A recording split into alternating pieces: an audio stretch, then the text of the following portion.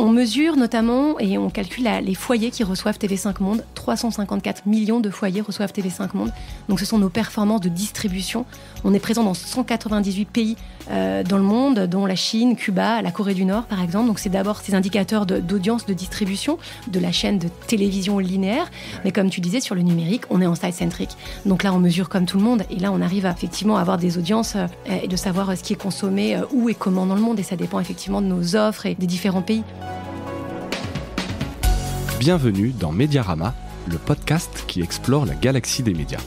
Ici, nous partons à la rencontre de celles et ceux qui façonnent les contenus, les usages et les stratégies de demain. Je suis François Desfossés, cofondateur de Cosa Vostra, agence de conseil tech et créative. Nous accompagnons les médias dans leur transformation digitale.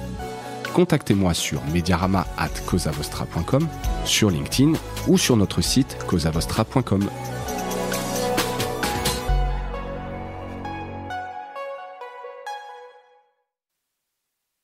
Bonjour à toutes et à tous et bienvenue dans ce nouvel épisode de Mediarama. Je reçois aujourd'hui Hélène Zemmour, directrice du numérique de TV5 Monde. Bonjour Hélène. Bonjour.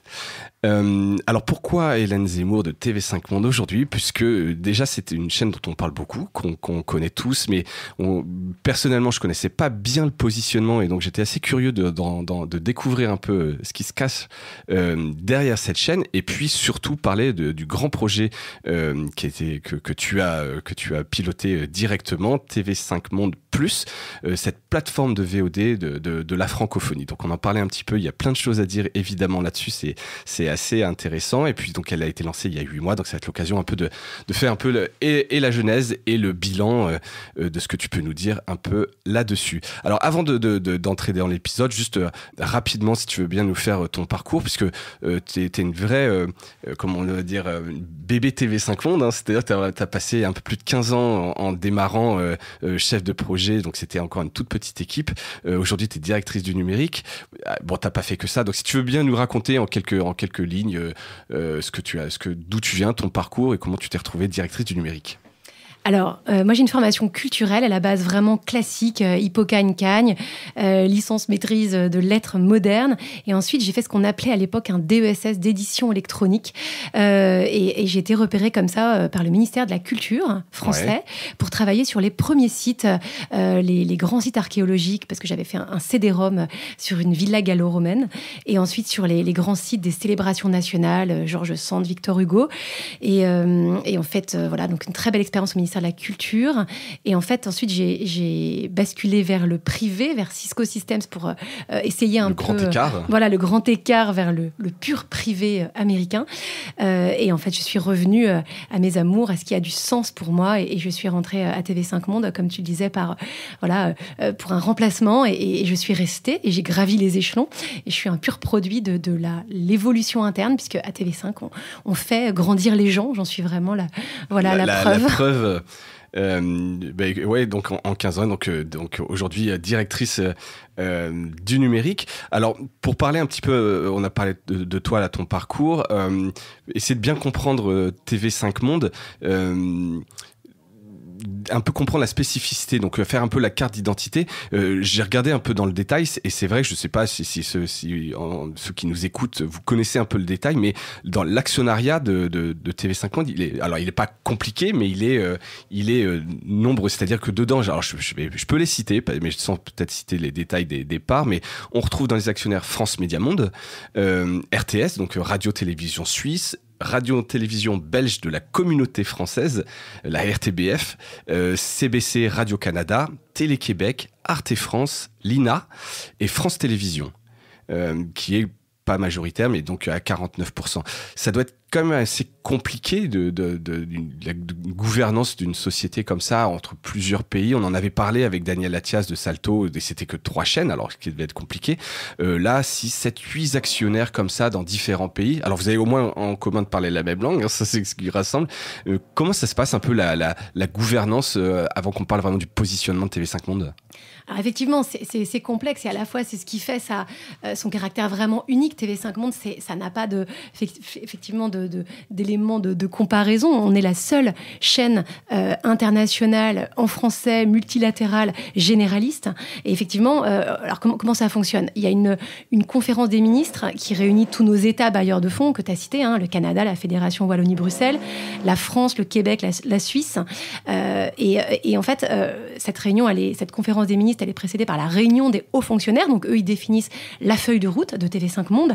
Et ensuite, tous les 2 mois, on a un conseil d'administration qui réunit les présidents des différentes chaînes de télévision publiques de nos États bailleurs de fonds francophones. La présidente du conseil d'administration, c'est Delphine Ernotte, la présidente de France Télévisions. Et au quotidien, c'est notre directeur général, Yves Bigot, qui pilote le groupe, qui est totalement responsable de toute la chaîne TV5 Monde, de tout ce média qui diffuse partout dans le monde, en français et en sous-titré en 13 langues, pour toucher tous les francophones et les francophiles du monde. Parce que c'est vraiment ça le positionnement donc Alors, je préviens, il y a des travaux dans les bureaux de Cosa Vostra, malheureusement, mais on ne devra pas trop l'entendre. On fera le traitement, mais juste que vous ne soyez pas perturbés, que vous sachiez un peu de travaux. Ça arrive. Ouais, c'est quoi justement le positionnement alors, vis-à-vis de France 24, par exemple, tu vois, si on voit d'extérieur, on peut se dire, chaque pays a un peu sa chaîne à l'étranger, etc. Alors là, on voit, il y a plusieurs pays, mais vis-à-vis de France 24, quel est le positionnement ? Alors, TV5 Monde, on est l'opérateur direct de l'Organisation internationale de la francophonie, de l'OIF. Et donc, en fait, à travers les 8 chaînes qui sont diffusées dans le monde, nos sites, nos applications, on représente les 88 États membres de la francophonie. France 24, c'est une chaîne d'information diffusée en français, en anglais et en arabe. Donc, nous, on est une chaîne généraliste. C'est différent. C'est qu'on a des films, des séries, des documentaires, de la jeunesse, du sport. On a aussi de l'information. On a une tranche d'information qui s'appelle 64 minutes, Le Monde en français, qui a été créée par Yves Bigot, qui est diffusée tous les jours en direct. On a un journal Afrique, notamment. On a des émissions d'information internationales présentées par Françoise Joly, notre directrice de l'information. On a une offre d'information, mais on est une chaîne généraliste. Donc, on a aussi tout un tas de programmes culturels différents qui représentent la diversité de la francophonie, puisque ces programmes, ils sont issus de nos chaînes partenaires. Oui.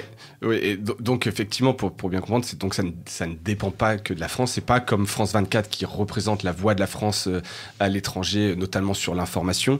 Vous, c'est vraiment sur la francophonie, malgré l'actionnariat un peu majoritaire d'établissements publics français, c'est plutôt sur la francophonie que la France. Et donc, vous êtes quand même différent est-ce qu'il y a des enjeux concurrentiels, tu vois, avec un BBC World, CNN, même CCTV, RT, Al Jazeera? Est-ce que par rapport à ces chaînes-là, comment vous positionnez dans la concurrence? C'est vrai que déjà, on est les seuls à diffuser en français, et nous, ça fait partie véritablement de notre charte. On n'a pas le droit de diffuser des contenus qui ne soient pas en langue native français.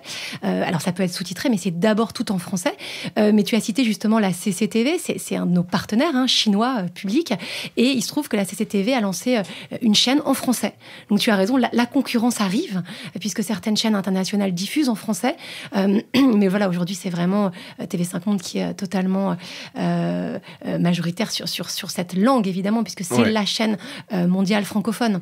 Donc, elle est effectivement différente de toutes celles que tu as pu citer, mais effectivement, elles se rejoignent parce qu'elles sont toutes destinées, elles sont publiques, et il y a à la fois du web, des offres numériques, et on va le voir, une plateforme qui est arrivée depuis peu. Depuis quelques mois, exactement.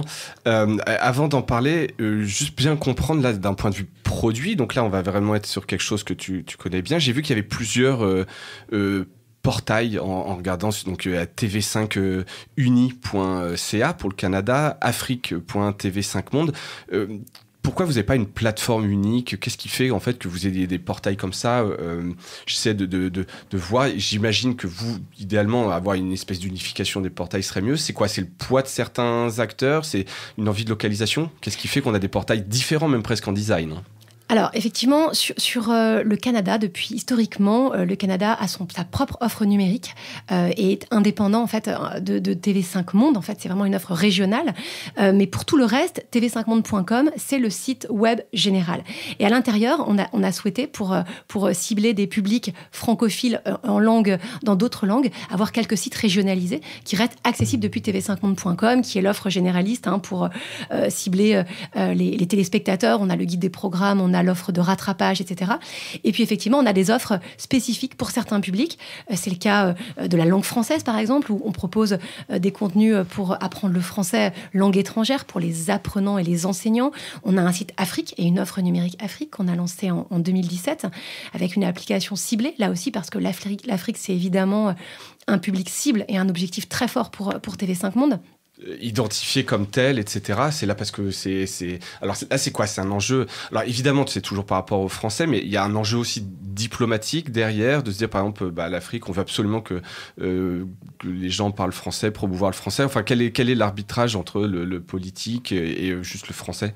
Bien sûr, c'est politique. Le français, la langue que nous parlons, elle véhicule des valeurs, les valeurs de TV5 Monde, les valeurs de démocratie, de liberté d'expression, d'égalité des genres. Et tout ça, ça fait partie, c'est véhiculé par notre langue. Donc, clairement, oui, le français, c'est politique. Et on souhaite, TV5 Monde, en tant que membre de l'OIF, souhaite promouvoir le français.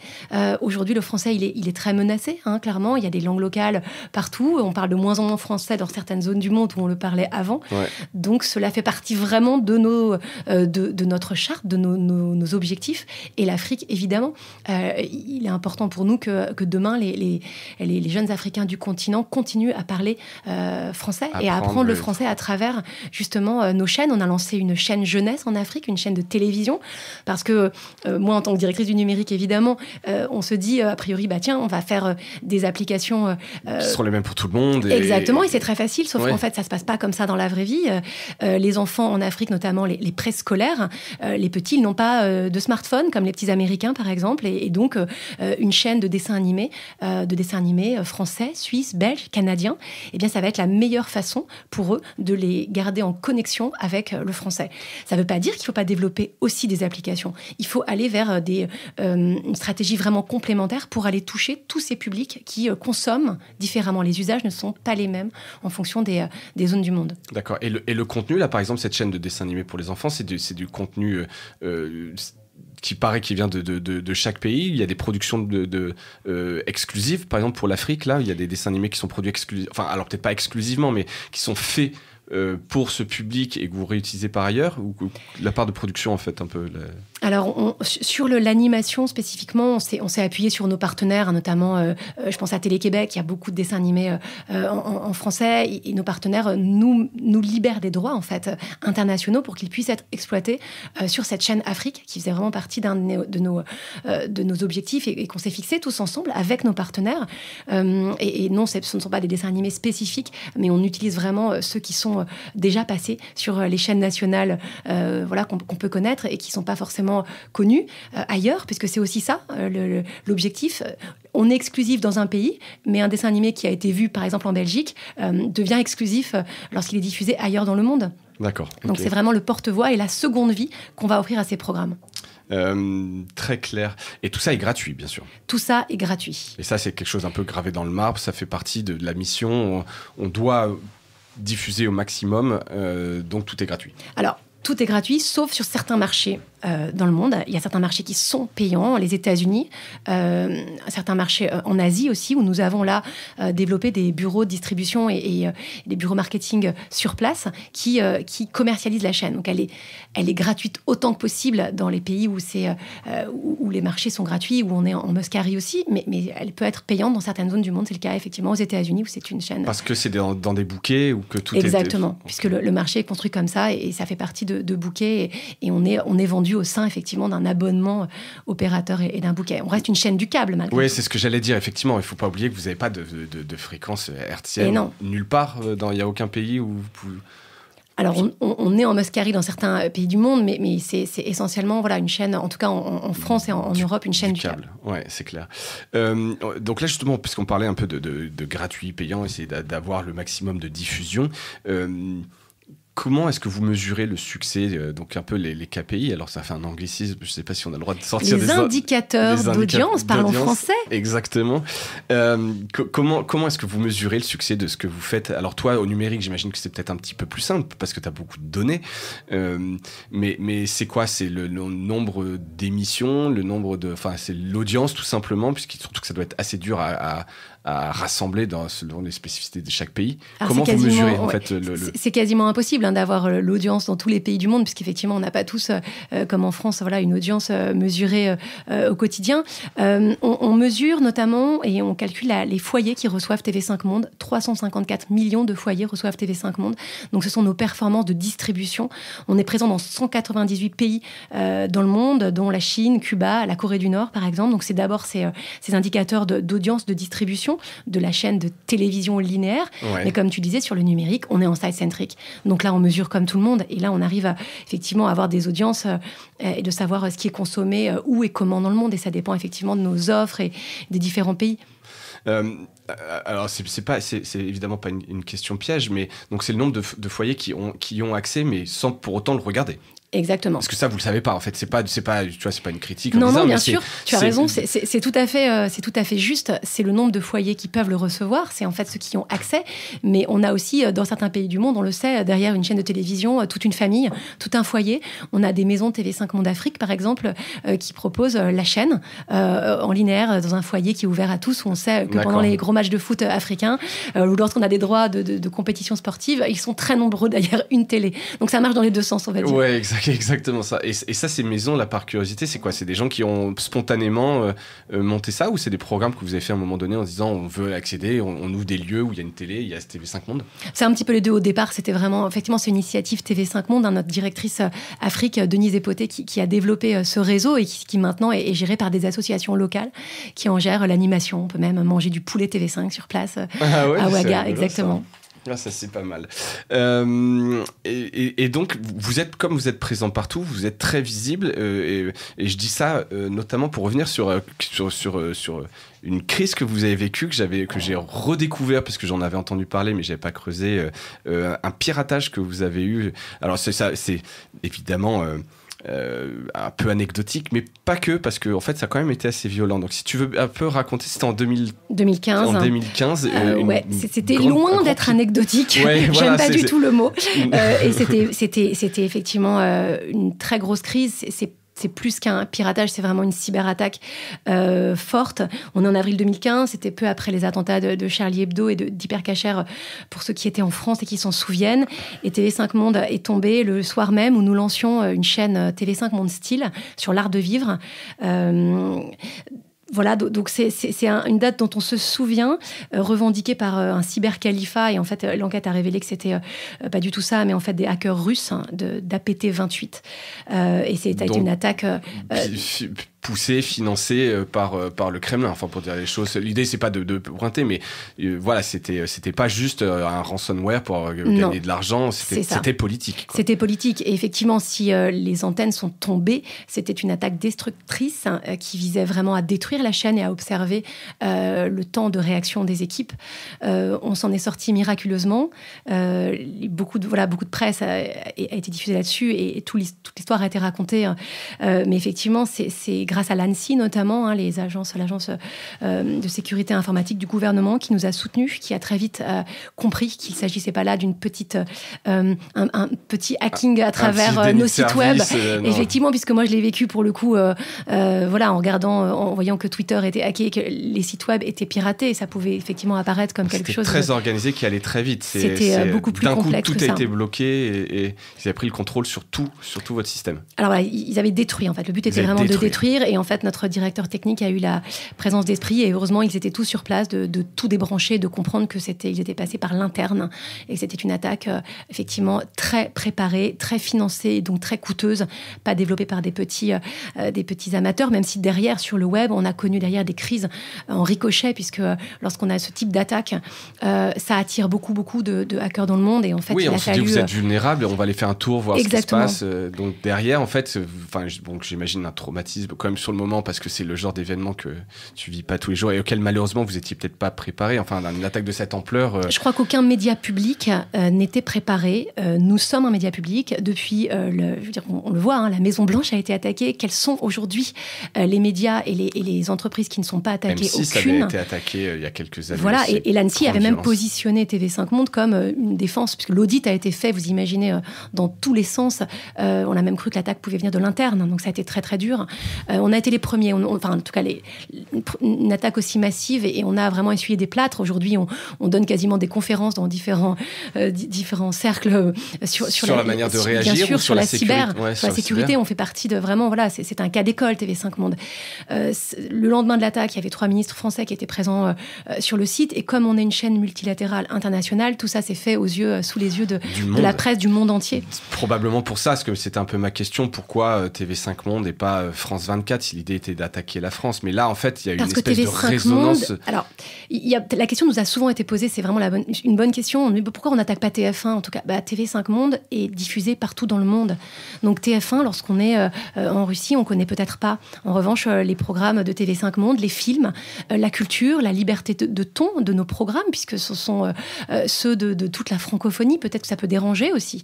Donc il y a cet enjeu politique aussi. TV5 Monde n'est pas n'importe quelle chaîne, et en fait on l'a découvert. Je crois que beaucoup de gens l'ont découvert à ce moment-là. Ils nous disent en fait vous êtes juste vous étiez pas assez sécurisé. Et en fait, quand on a creusé un petit peu, ils se sont rendus compte que c'est une attaque qui a été sacrément financée, et qui derrière fait que TV5 Monde a connu des années très dures. Une attaque qui a coûté, on a dû investir plus de 5 millions d'euros en 2015, l'année de l'attaque, et ensuite 10 millions dans les années qui ont suivi. Donc ça a été aussi une mobilisation de nos partenaires. Je sais pas quel est votre budget, mais c'est des gros budgets. Enfin, on une parle centaine de millions budget. d'euros. Donc pour nous, c'était très lourd. Ça a demandé des redéploiements en interne. Et puis imaginez bien au numérique ce que ça a créé. On n'a pas pu travailler pendant des mois, donc ça a été très dur.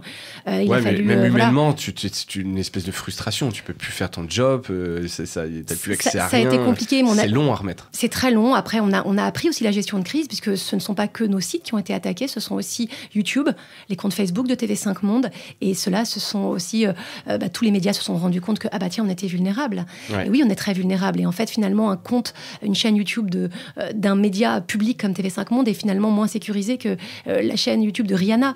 Donc en fait, on s'est rendu compte que les contacts les ponts n'existaient pas nécessairement. Ça a généré des réunions au ministère de la Culture en France pour voir comment les médias pouvaient être mieux protégés, mieux traités aussi par les GAFA. Ça fait partie vraiment des choses sur lesquelles on a travaillé concrètement. Et donc oui, ça a été très dur. Aujourd'hui, on ne vit plus comme avant à TV5 Monde. La cybersécurité est dans toutes les têtes. Les équipes sont formées, sont sensibilisées régulièrement. Je crois que personne n'est à l'abri, et plus personne ne fanfaronne sur le sujet, quoi.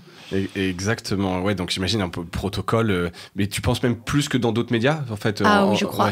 Je crois qu'à TV5 Monde, on est, en tout cas, alors on n'est pas, encore une fois, on n'est pas une forteresse, et on ne pourra jamais l'être, on n'a pas les moyens de l'être. Non, et puis de toute façon, on sait que c'est plus, même ça passe, si tu dis que ça vient, enfin, c'est pas que ça vient de l'interne, mais c'est souvent, en fait, par du social hacking, ça vient par les gens, donc c'est des bonnes pratiques. Rien n'est, il n'y a pas de forteresse, en fait. Il n'y a aucune forteresse, mais voilà, aujourd'hui, on a une culture de la cyber, et on a des très bonnes pratiques. On essaye de sécuriser tout au mieux. Évidemment, il n'y a plus aucune clé USB qui circule à TV5 Monde sans être totalement désinfectée. Donc, on va dire que notre pandémie, à nous et nos gestes barrières, on les applique au quotidien à TV5 Monde et avec nos partenaires. Et on a essayé de partager l'expérience avec tous les acteurs du public pour expliquer ce que nous avons vécu.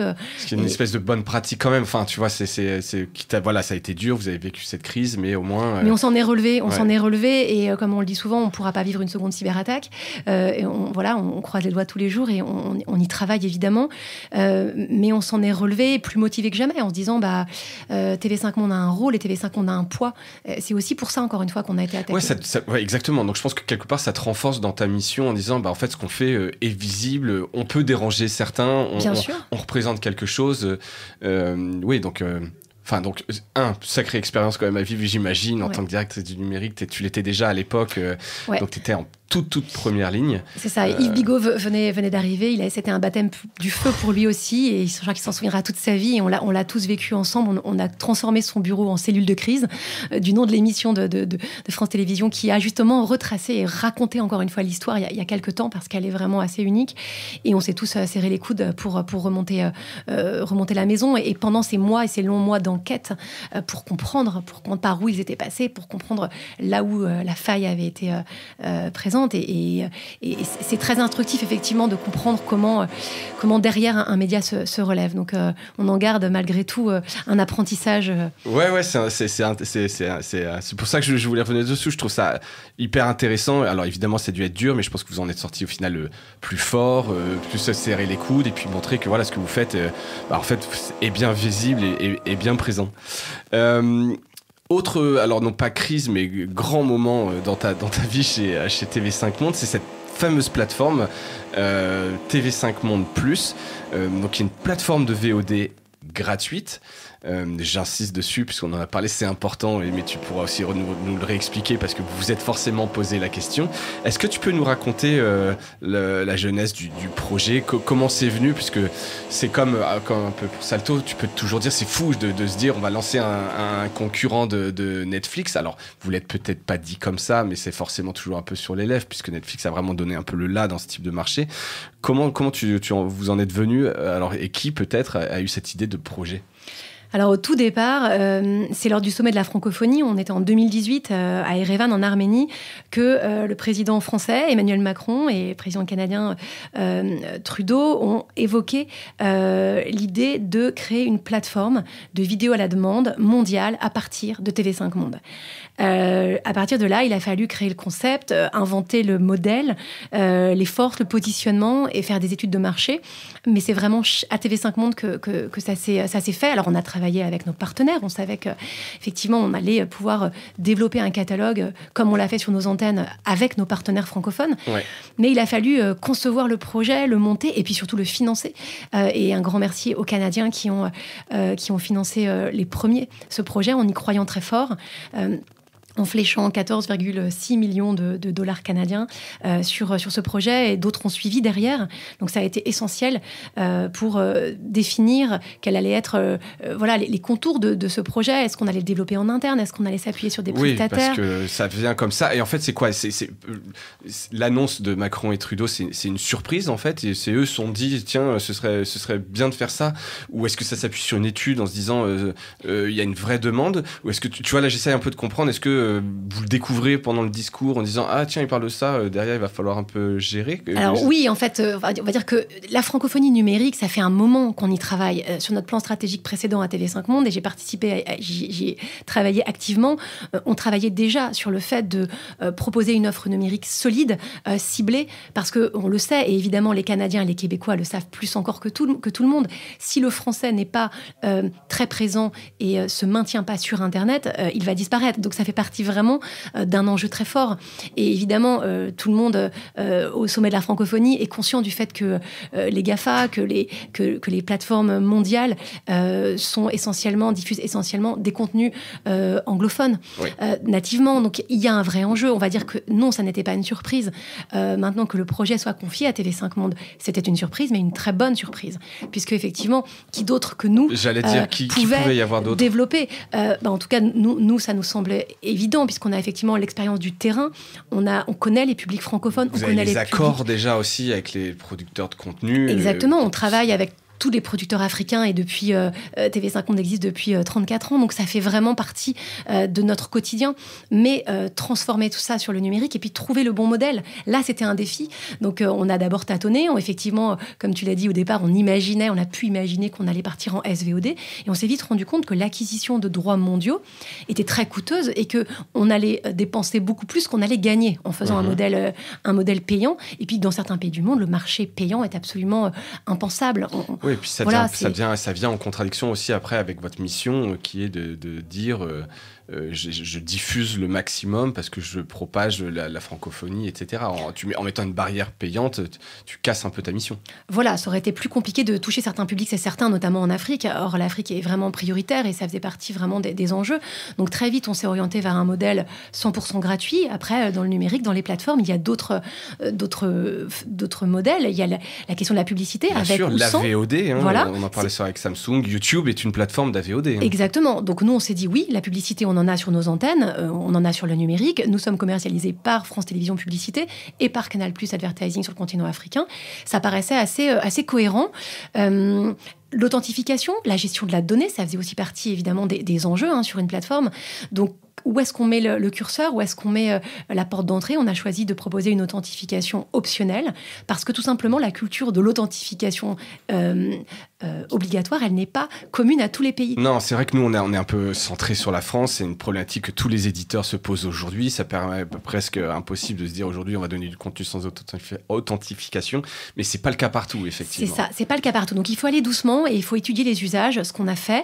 Après l'authentification, on la market, c'est-à-dire que c'est en échange de valeurs, de contenu à valeur ajoutée, comme la reprise de lecture, le téléchargement de certains contenus lorsque vous êtes authentifié sur l'application. Mais ça faisait vraiment partie de ce modèle qu'on a travaillé à définir et je pense qu'on ne s'est pas trompé. L'essentiel pour nous, c'était de développer à la fois un site web et 2 applications, iOS, Android, mais aussi des applications en téléconnecté et derrière, d'être en mesure, et on démarre tout juste, de développer une distribution alternative, puisque TV5 Monde a été lancé le 9 septembre 2020, comme on s'y était engagé, malgré la pandémie. Bravo, parce que ça n'a pas été simple. Contexte de crise, puis des projets protéiformes comme ça, c'est complexe. Donc, ça a été un sacré défi. Donc on a tenu cet engagement. Et derrière, lancement en OTT, donc disponible à tous et gratuitement, partout dans le monde, sauf aux États-Unis, où on a souhaité conserver le marché payant pour ne pas mettre en péril nos accords de distribution aux États-Unis.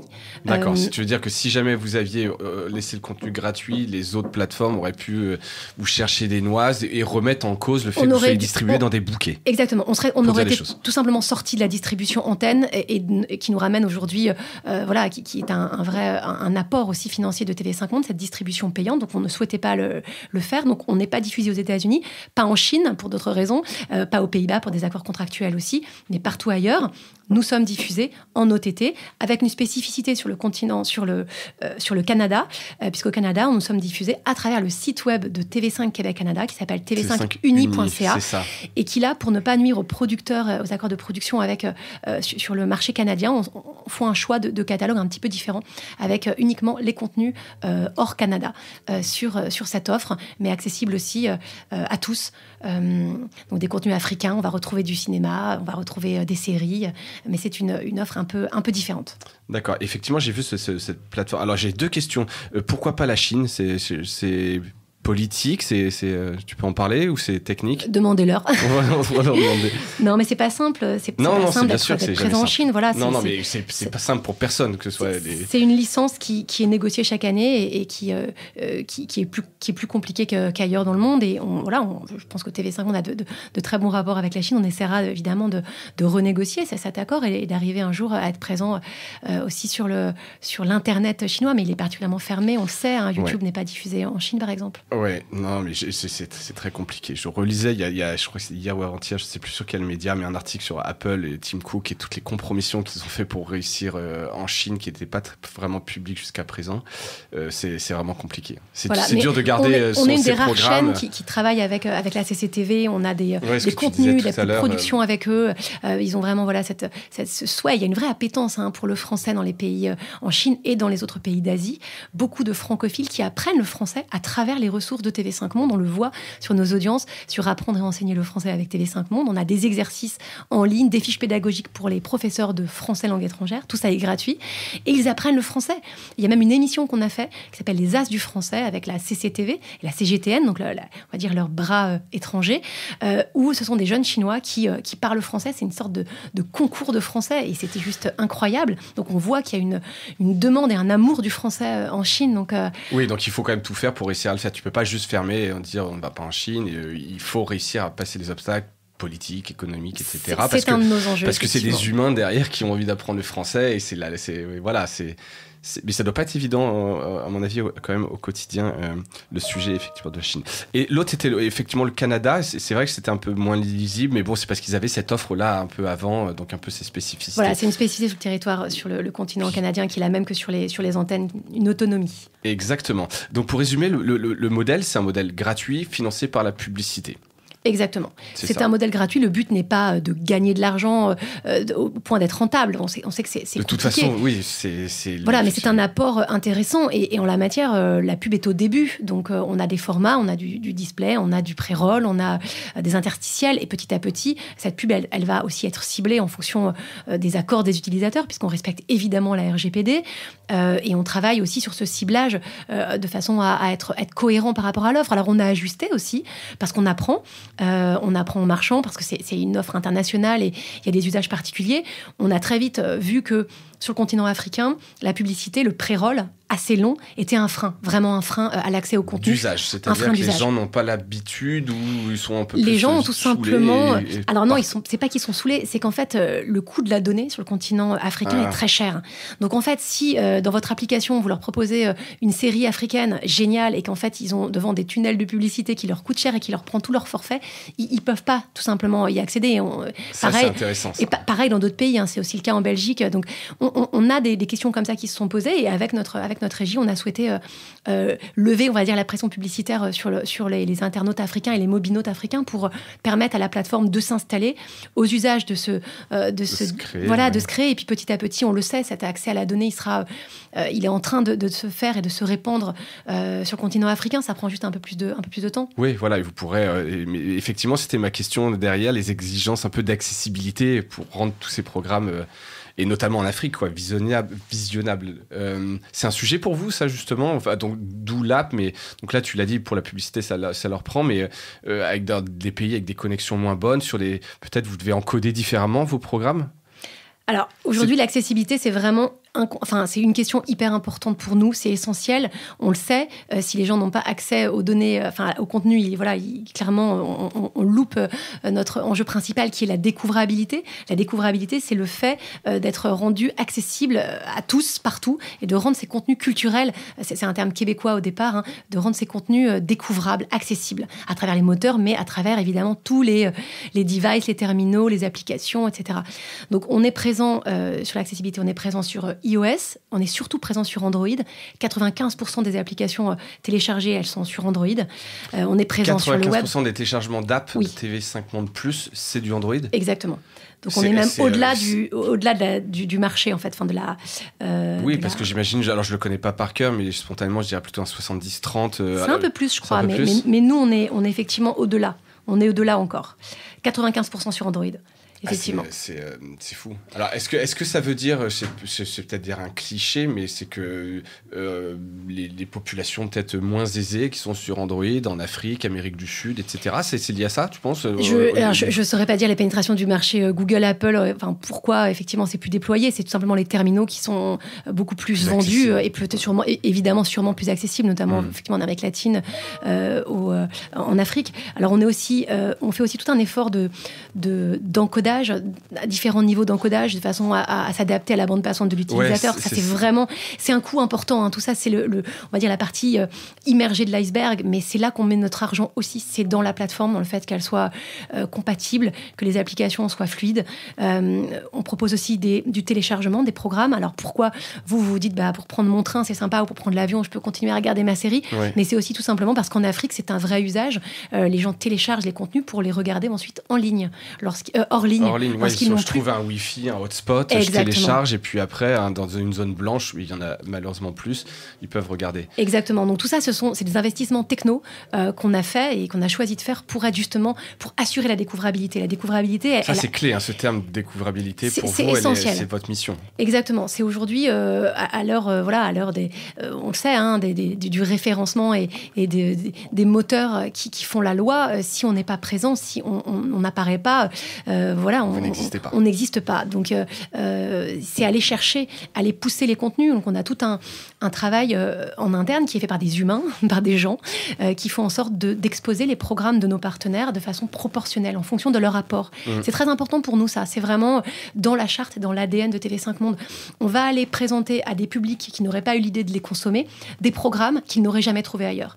Des séries africaines, des séries belges, des films québécois, des documentaires suisses. Et c'est ça, en fait, l'idée. C'est d'aller présenter le meilleur de la francophonie, le meilleur des télévisions francophones du monde, d'aller le présenter à tous. Donc, on est vraiment le porte-voix et on propose une seconde vie à ces programmes. Donc, ils deviennent, de fait, exclusifs dans certains pays du monde. Oui. Et grande surprise, on a des séries québécoises, par exemple 19-2, qui se passe dans un commissariat qui cartonne partout. Et on a proposé l'ensemble des saisons sur TV5 Monde Plus gratuitement, donc binge-watching autant qu'on veut. Ouais. Et ça marche partout, c'est-à-dire que même en Afrique. C'est dans les top programmes les plus regardés le mois dernier. Donc on est content parce qu'on vraiment on touche un objectif. Oui, exactement, de sortir à la fois c'est du français, mais aussi culturel, une émission... des accents différents, voilà, une culture différente, exactement. Un savoir-faire différent. Donc on peut à la fois proposer Mélodie, la victoire en chanson, qui est la première comédie musicale ivoirienne qui cartonne évidemment ce continent africain et auprès de la diaspora ailleurs dans le monde, mais aussi des séries québécoises, des films français patrimoniaux, des documentaires, des magazines suisses, belges. Et donc tout ça, c'est vraiment une richesse et on est fiers. Plus de 5000 heures sont proposées gratuitement sur la plateforme avec 5 langues de sous-titrage, parce que je ne l'ai pas dit. La plateforme, elle est disponible en anglais, en français évidemment, anglais, espagnol, allemand, arabe. D'accord. Et ça, c'est nouveau? Les sites n'étaient pas en langue étrangère avant? Alors, ils étaient en partie traduits, notamment tout ce qui concerne l'apprentissage du français. Oui. Mais on n'a pas les moyens de tout traduire tout le temps. Hein. C'est évidemment très lourd. Plus que d'envie, évidemment. Bien sûr. TV5 Monde est sous-titré dans 13 langues partout dans le monde. Ces antennes sont sous-titrées, donc on croit très fort au sous-titrage. C'est la façon qu'a eu TV5 Monde de conquérir les francophiles, ceux qui aiment le français, mais qui ne le parlent pas forcément couramment. Et on le sait aujourd'hui, regarder un programme en français sous-titré, c'est une façon d'apprendre le français. Bien sûr, comme on le fait en inverse, en regardant de l'anglais. Exactement. Avec des sous-titres soit français soit anglais pour le coup selon son niveau, mais le sous-titrage, tu as raison de le souligner, c'est et particulièrement de ces derniers mois, années, on sent la puissance du sous-titrage sur les réseaux sociaux aussi, etc. C'était un usage qui a commencé à exploser, mais qui chez TV5 Monde était présent depuis toujours. Hein. Nous, ça fait partie vraiment de notre mission. Et donc, cette plateforme, elle est entièrement traduite en 5 langues. On l'espère peut-être, si on a les budgets plus tard, traduire dans les 13 langues de TV5 Monde. On en rêve, mais aujourd'hui, déjà, toutes les fiches programmes, toutes les métadonnées sont traduites en arabe, en allemand, en français, en espagnol, en anglais, systématiquement. Par curiosité, ce sont des salariés qui traduisent ou c'est sous-traité, des boîtes de traduction, vous avez un workflow simple? Alors non, le workflow n'est pas simple, mais en l'occurrence, on capitalise sur les sous-titrages de l'antenne. Donc tout n'est pas traduit sur TV5 Monde Plus, mais une grande partie des œuvres est traduite, parce que lorsque c'est sous-titré sur nos antennes, c'est diffusé à l'antenne, avant ou après, et en fait, c'est le même sous-titrage qui sert sur la plateforme. Oui, bien sûr, il suffit de récupérer, On récupère les fichiers, exactement. Donc on récupère des fichiers de sous-titrage. On pense par exemple à notre partenaire suisse, la RTS, qui sous-titre aussi en allemand certains de ses programmes, puisqu'elle est diffusée dans la Suisse alémanique. Ouais. Et donc on récupère une partie des sous-titrages. Donc c'est vraiment un travail de mise en commun. Et après, on essaye évidemment, lorsqu'on a des productions propres comme nos web créations qui touchent des plus jeunes publics et qu'on développe nous en interne avec nos petits moyens à TV5 Monde, évidemment on les sous-titre parce qu'on a des droits monde là-dessus. Donc c'est important de les rendre accessibles à tous. Bien sûr. Mais c'est une vraie politique et un vrai effort et une vraie spécificité de cette plateforme que d'être sous-titré dans toutes ces langues. C'est clair que ça doit être un sacré effort. J'ai évidemment plein de questions. Alors, quand même sur la techno, j'imagine que vous n'avez pas développé cette plateforme en interne. Non, on l'a pas développé en interne et on a hésité, pour être très honnête. Et je crois que le choix qu'on a fait est le bon, parce qu'aujourd'hui, lorsqu'on est un service public comme le nôtre, il est difficile à la fois de garder des développeurs. Je crois que tous mes amis le savent. La denrée rare. Parce que voilà, on paye pas aussi bien que le reste du marché privé, et parce que c'est évidemment des gens qui sont très demandés. Très très demandés. Oui. Et donc on a du mal, et forcément on n'aurait pas une armée de développeurs capables de faire évoluer le produit aussi souvent qu'on le voudrait. Donc nous, on s'est appuyé sur des prestataires prestataires qui ont développé avec nous une solution à moitié sur étagère. J'emploie des termes un petit peu techniques, mais une partie, le socle, était déjà préexistant pour d'autres plateformes de VOD. On n'a pas réinventé l'eau chaude. Tu peux les citer, savoir qui c'est pas... C'est Redby et Dotscreen qui ont remporté l'appel d'offres public. Et qui donc ont proposé une solution qui était à la fois constituée d'un socle déjà développé, mais qui ont ensuite totalement personnalisé pour TV5 Monde+, tel que nous, on voulait le concevoir. Oui, parce que vous aviez votre cahier des charges, votre vision de l'expérience qui était un peu spécifique. Exactement. La stratégie est chez nous, la conception est chez nous, et le pilotage aussi, mais le développement technique pur et la maintenance est assuré par Redby et Dotscreen, dont on connaît aussi les interfaces sur le mobile notamment, les téléconnectés. Donc c'est vraiment un travail, on a tous été embarqués ensemble, et je crois qu'ils ont eu exactement la même pression que nous dans ce projet. Et je pense que c'est la façon aussi qu'on a eu de pouvoir faire évoluer le produit. TV5 Monde+ va avoir une seconde vie, va continuer à se déployer sur les box, notamment sur différents terminaux connectés dans le monde pour répondre aux usages. Donc, on va continuer à faire grossir le produit, le projet technique, le player évolue. Tout ça demande vraiment une agilité qu'on aurait eu du mal à avoir si on l'avait développé en interne. Oui, ça aurait été un peu coûteux. Est-ce que c'est un choc culturel en interne, cette plateforme ? Est-ce que c'était très naturel dans la continuité ? Est-ce que j'ai l'impression que c'est pas du tout ce que vous aviez ce truc de contenu, mais comment a été perçu globalement le projet par rapport aux équipes ?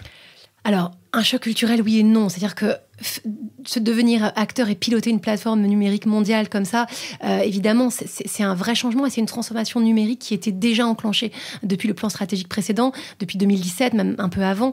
Et on savait que, évidemment, les plateformes, les offres numériques, on savait les développer et on a toujours travaillé avec les programmes, avec le marketing pour déployer ces offres. La base, la matière, le programme, ça vous on était là. En revanche, un projet d'une telle ampleur, oui, ça a demandé d'accélérer la transformation et aujourd'hui, c'est un projet qui a justement été très fédérateur. Il rassemble toutes les équipes de TV5 Monde. Le juridique travaille sur les contrats pour libérer les droits, pour arriver à trouver les bonnes clauses qui vont nous permettre évidemment, la technique nous accompagne au quotidien sur tous les aspects techno du projet. Le marketing, la distribution, la communication. En fait, ça a permis de faire embarquer toute l'entreprise sur un projet très concret, très fédérateur et totalement indispensable lorsqu'on est une chaîne de télévision. Une plateforme VOD, c'est une évidence pour une chaîne généraliste, finalement, quand on y repense. Oui, bien sûr. Donc, tout ça est devenu évident et aujourd'hui, on a des comités de pilotage, des comités d'exposition toutes les semaines qui embarquent en horizontal toutes les équipes. Alors, l'équipe même TV5 Monde+, elle s'est construite, on a recruté quelques postes, mais très peu finalement. Nos moyens ne nous le permettaient pas. On a recruté les compétences qu'on n'avait pas en interne. Ça va être data analyst, des développeurs, ce genre de profil très technique. Mais vraiment, j'ai souhaité les mettre au sein de l'équipe du numérique. Et au sein des équipes. Oui, que ça puisse être un peu par capillarité en tout Exactement. cas, que tout le monde puisse se nourrir et qu'il puisse être sur d'autres projets aussi. Qu'on travaille tous ensemble. Exactement. Et en fait, tout le monde a embarqué. Et je pense que c'était les bons choix de ne pas créer un petit silo à part ou une petite PME. Ça aurait pu être la tentation. Hein. Voilà, on prend une équipe de champions, on les met dans une salle et travailler, sortez le produit. Et... C'est ça, mais je crois qu'on n'aurait pas eu la force qu'on a aujourd'hui, c'est de vraiment s'appuyer sur le savoir-faire interne, sur les métiers. Moi, j'ai pas de connaissances particulières des marchés de la VOD dans les différents pays d'Amérique latine. On a une direction en Amérique latine qui les connaît. Donc c'est intéressant et c'est comme ça, je pense qu'on a réussi aussi à convaincre nos partenaires que les usages, on les connaissait finalement et les publics, les cibles, on les connaissait puisqu'on les pratique au quotidien. Donc beau succès en tout cas, puisque tu et ton équipe avaient réussi à tenir la date de lancement et le projet lancé. Aujourd'hui, 8 mois plus tard, on en est où ? Est-ce que vous sortez la tête de l'eau et vous n'êtes plus dans cette période post-lancement où on fait les petites améliorations ? En termes d'usage, c'est un succès ? Alors, aujourd'hui, déjà... Je sais pas si tu as des chiffres que tu peux donner. Oui, on a des chiffres en croissance tous les mois. On n'a même pas un an, donc c'est difficile de se comparer au mois de l'année dernière, mais on a plus de 17% de croissance en vidéo démarrée depuis entre avril et mars, par exemple. Donc, on progresse. On est encore très dépendant, malgré tout, du SEA, donc de l'achat, de l'acquisition payante, du trafic. Pourquoi ? Parce que un contenu québécois, aussi connu soit-il au Québec, il n'est pas connu en Belgique, il n'est pas connu en RDC, il n'est pas connu... Voilà, donc en fait, la notoriété de ces programmes est très relative, elle est très nationale. Oui, c'est ça qui est terrible par rapport à Netflix, un Salto, enfin, particulièrement un Salto, on va dire, parce que c'est des programmes qui sont connus en France, tu les retrouves, on les tape dans les moteurs. Ouais, on les tape dans les moteurs. Exactement. Vous n'allez pas taper certaines séries africaines dans un moteur de recherche. Non, j'ai vu la plateforme, c'est des séries qu'on ne connaît pas, en fait. Voilà, alors il y a aussi des grands films patrimoniaux, des grands classiques, mais c'est pas forcément, c'est pas les blockbusters américains. Donc forcément, on a un déficit de notoriété. En revanche, on a souhaité, et c'est pour ça qu'on a choisi de garder TV5 Monde dans la marque TV5 Monde Plus, parce que TV5 Monde, pour beaucoup de gens, ça veut dire français. Donc on s'est dit, il faut garder TV5 Monde dedans, parce qu'en soi, c'est une notoriété sur le web. Mais aujourd'hui, on a tout à construire, et effectivement, le catalogue, il est mouvant, puisqu'on renouvelle ce catalogue tous les mois de plusieurs centaines d'heures. Donc on a un nouveau film qui rentre, on va avoir des grands classiques, on va avoir de l'animation. Mais ces contenus sont pas les plus connus, là où on veut cibler nos publics. Donc on a un double défi. La découvrabilité, on se dit pas, allez, on va aller là où c'est simple, là où les gens parlent français, quoi. Ouais. Non, nous, notre enjeu, c'est d'aller faire du public, de l'audience, là où les gens n'ont pas beaucoup d'offres de contenu en français. On est consommé en Irak. Et ne connaissent pas les programmes. Voilà, c'est ça. D'où l'investissement compliqué. Et aujourd'hui, on croit tous les mois et on espère que ça va grossir, mais il faut qu'on transforme en référencement naturel. Il faut qu'on fidélise. Donc, on est aussi en authentification spontanée à peu près à 3,5%, donc c'est encore faible. Or, il faut Vous offrez quelque chose, justement, pour ce... Ah oui, tu disais le téléchargement. Téléchargement, la reprise de lecture, la mise en favori, des choses assez classiques. Encore une fois, on fait un petit peu ce que tous les autres font parce que c'est ce qui marche. On réinvente pas les usages. Beaucoup de gens ont dit c'est le Netflix de la francophonie parce qu'ils ont découvert la plateforme et qu'elle ressemble effectivement un petit peu. Mais aujourd'hui, Netflix a créé des standards d'usage. Oui. Il aurait été idiot d'aller... C'est difficile de faire quelque chose de totalement différent alors que ça marche. Exactement. Que les gens ont pris l'habitude des usages. Hein. C'est comme mettre le logo en haut à gauche d'un site web, tu cliques dessus, ça revient. Il y a bien un premier qui l'a fait. Ça. Et puis donc, ça devient des standards on de est facto. parti de ce qui marchait et je crois que c'est ça la bonne trouvaille. Et aujourd'hui, oui, on est très content de ce qui se passe. Les top programmes montrent que les programmes voyagent d'un pays à l'autre et ça, c'est génial. On est très consommé en Algérie, au Maghreb, en Afrique, mais aussi en Amérique latine. On a ils viennent de... le top 5, c'est Algérie, France, Maroc, Sénégal, Côte d'Ivoire. Et on peut continuer, Tunisie, Mali, Cameroun, Espagne, RDC, Argentine, Égypte, Togo, Mexique. Enfin, voilà, ça prouve que... sous-titrer, traduire en espagnol, ça marche, puisqu'on est vu en Amérique latine. Donc c'est des efforts. Vous levez une barrière grâce à ça. Voilà. Donc contente, et globalement, vous êtes tous contents des usages, de l'accueil de la plateforme, de cette croissance, et ça vous donne des ailes un peu pour la suite ? C'est même inespéré, parce qu'effectivement, le lancement, la presse a été dithyrambique, et Dieu sait que c'était dur. Et le catalogue. Sur quoi ? Sur le catalogue. Je crois sur la diversité du catalogue, sur les pépites qu'on peut trouver, sur à la fois le fonctionnel, parce que c'est propre, ça marche, ça tourne. Il y a des applications, c'est gratuit et ça paraît bête, hein, mais le gratuit, aujourd'hui, c'est important. Et voilà, ça marche forcément. Dès lors qu'on propose 5000 heures de programmes de qualité, les gens finissent par le trouver. Notre seule faiblesse, finalement, c'est la communication, au sens où on n'a pas les moyens de se payer les campagnes de Netflix, c'est sûr. Donc, ça prend un petit peu plus de temps pour être connu, mais on s'appuie sur nos antennes, diffusées mondialement, avec des bandes annonces régulières qui tournent. On s'appuie sur les campagnes qu'on peut faire au quotidien. On mise évidemment sur le digital, parce que c'est là qu'on va aller performer et transformer. Et le lien est plus simple, oui. En tout cas, c'était déjà sur le... Voilà, mais donc oui, on est très contents et ça ne fait que grandir et les équipes sont embarquées. C'est un magnifique projet.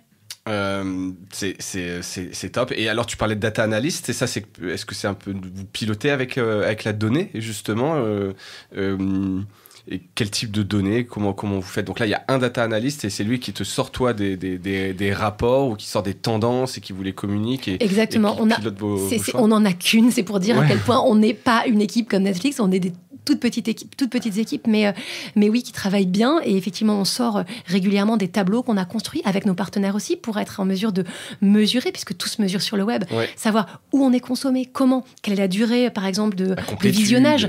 On sait qu'aujourd'hui, on est en moyenne à 20 minutes de consommation des contenus, donc c'est quand même chouette. Donc après, on a eu des surprises. Je veux dire, on est consommé dans des pays comme l'Irak, on pensait pas, en fait, tout simplement. Pourquoi ? Parce qu'il suffit qu'il y ait des ambassades, des consulats, des alliances françaises qui, à un moment, référencent la plateforme et qui vont la faire faire connaître. Et on croit beaucoup à ça, on croit beaucoup sur le fait qu'il y ait ce bouche à oreille là et le réseau. Oui, le réseau des alliances françaises, des lycées français, des avec qui on travaille depuis toujours et qui nous ont beaucoup accompagnés sur le lancement et qu'on remercie. Ouais, j'imagine qu'ils doivent bien aider. Super, en tout cas, tu as l'air bien enthousiaste là-dessus. Ça sent quand même que c'est le projet un peu passion. Et comme on le disait, voilà, je pense qu'avoir l'occasion de lancer un projet comme ça, je vais pas dire que c'est unique dans une carrière, mais c'est quand même assez fou. Hein, depuis la première idée où tu te dis limite c'est une blague et jusqu'au lancement tenu et puis de voir derrière la croissance, c'est assez impressionnant. Donc bravo pour ce projet. Juste maintenant, pour terminer cet épisode, un peu sur les horizons, on va dire.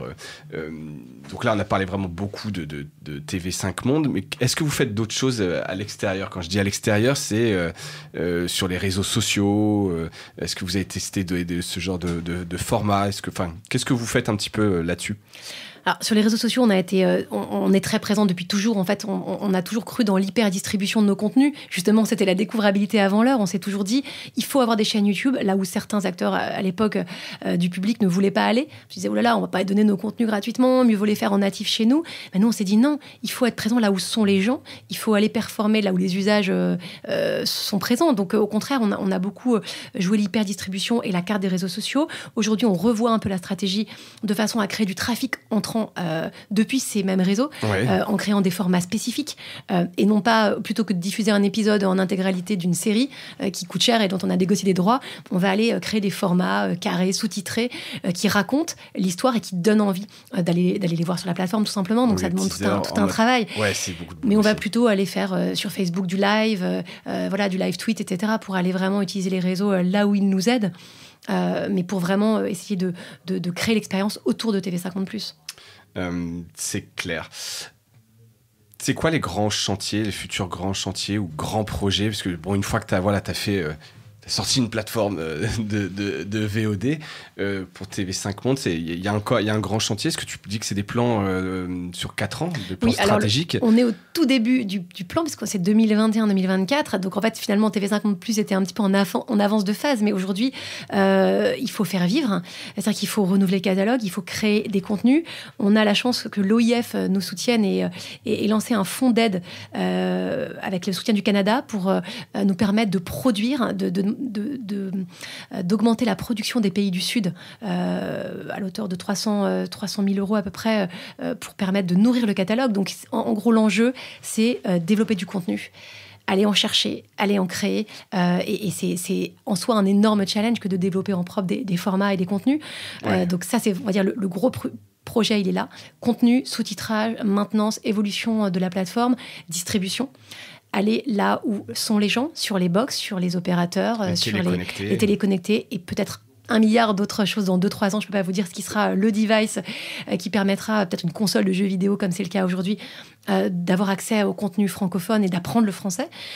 Donc voilà, les grands chantiers, ils sont là, en tout cas pour le numérique et pour TV5 Monde, évidemment, se battre contre les infox. On est une chaîne aussi d'information, garder une position de leader en Afrique. On est très concurrencé, notamment par la Chine, sur le continent africain.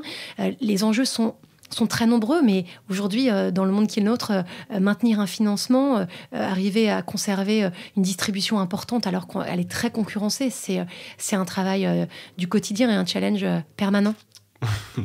Super, je comprends. Merci Hélène pour ton temps, c'était très clair et passionnant. Je pense que tu ne t'ennuies pas au quotidien chez TV5 Monde. On suivra ça. Merci de ta transparence aussi sur la jeunesse, sur les problèmes qu'il y a pu y avoir, etc. J'espère que vous avez apprécié cet épisode. Merci de l'avoir écouté jusqu'au bout. Hélène, je te dis à bientôt. Merci à toi. Et rendez-vous au prochain épisode. D'ici là, portez-vous bien. Salut.